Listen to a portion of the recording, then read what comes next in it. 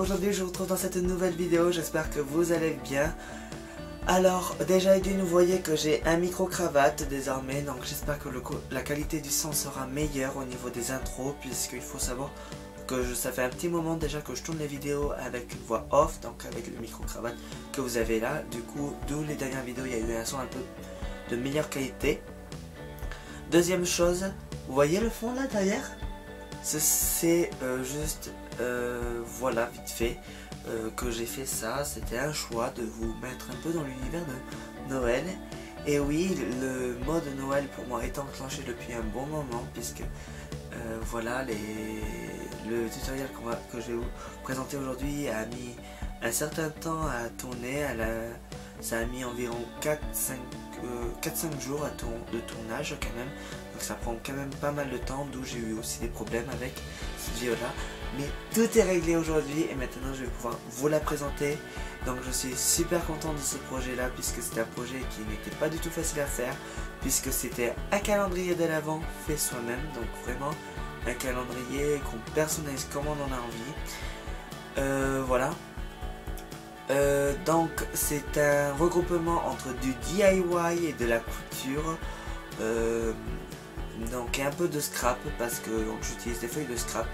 Donc j'utilise quand même ces trois univers, donc principalement le DIY et la couture, puisque ce sont deux univers que j'affectionne particulièrement. Donc voilà. Que dire d'autre? Oui, vous allez avoir aussi une nouvelle présentation au niveau du matériel que je vais vous laisser tout de suite vous la présenter, et on passe tout de suite au tutoriel après. Voilà.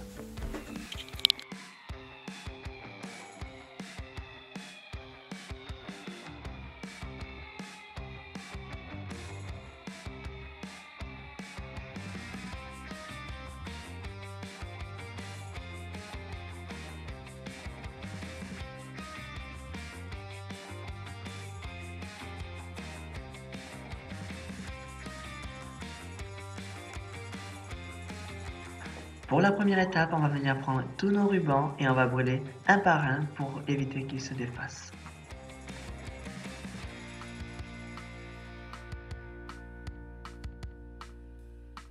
On va venir coudre nos pièces sur le bas et sur le côté, vu qu'on a plié notre pièce en deux de tissu. Et pour le sky, si vous utilisez du sky, je fais une couture à 3 mm du bord. Sinon, je fais à la valeur du pied presseur. Et je fais un point d'arrêt à cheval au début et à la fin pour que ça nous fasse une bonne finition. Et je viens les couper. Je viens faire ça pour toutes mes pochettes, donc mes 24 pochettes.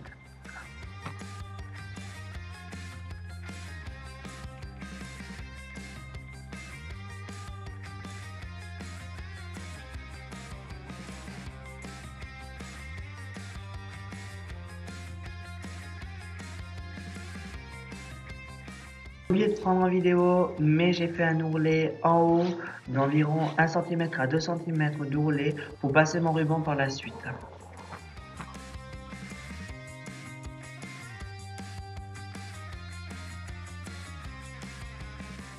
À l'aide d'une épingle à nourrice, je vais venir piquer mon ruban dedans et on va faire comme pour les lanières de pull. Vous savez, on va plier, mettre notre ruban dedans et on va s'aider à la faire glisser dedans.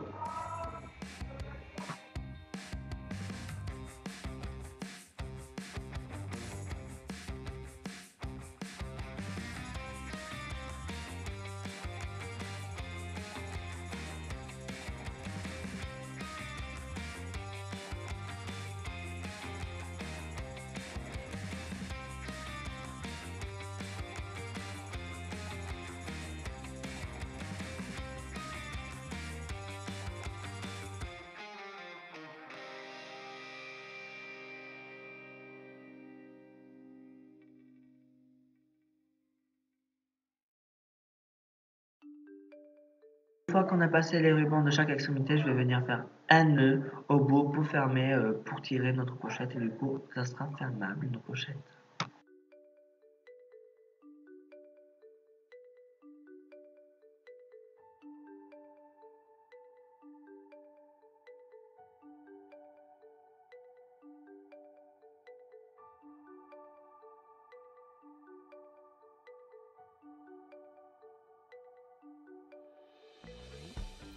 Maintenant, on passe à l'étape de l'accroche de notre branche, puisqu'on va avoir besoin d'une branche évidemment pour ce tutoriel là. Je viens faire un point avec un marqueur à 4 cm du bord et je viens l'accrocher avec une corde. Moi j'ai préféré d'utiliser une corde naturelle, voilà. Je viens faire un nœud bien solide, bien résistant pour que ça évite de se défaire avec la longue, et j'ai pris une corde qui mesure environ 1,50 m pour être tranquille, voilà, avec une branche environ qui fait 50 cm, donc la corde environ 1 mètre plutôt.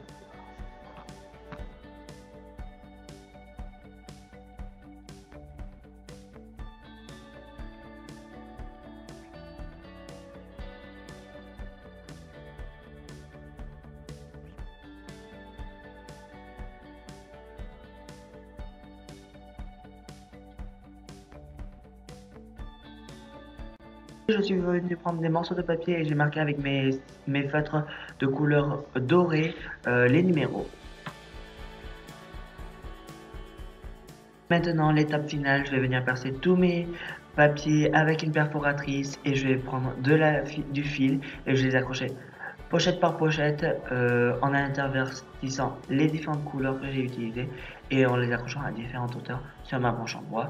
Donc je fais le style de nœud comme pour mes chaussures en fait, pour les chaussures.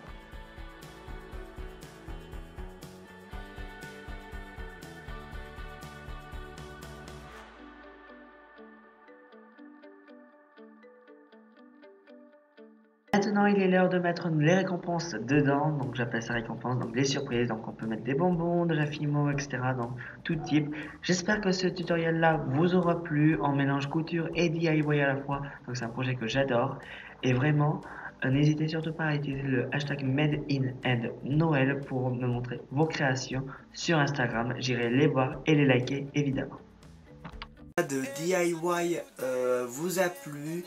C'est vrai qu'il demande peut-être pas mal de matériel, mais vraiment moi je l'ai eu pour quasiment moi je l'ai eu pour une dizaine d'euros, parce qu'il faut savoir que le tissu soit je l'ai eu, soit c'était des chutes, les fils c'était des chutes de bracelets que j'avais fait et que j'avais vendu, le bâton je l'ai trouvé dehors, j'ai mis la peinture dessus, j'ai mis du fil naturel, je vais appeler ça du fil naturel, voilà, dessus, donc vraiment, et après les rubans, voilà, ça m'a pas coûté plus d'une dizaine d'euros, donc vraiment, j'espère que ce calendrier là vous a plu.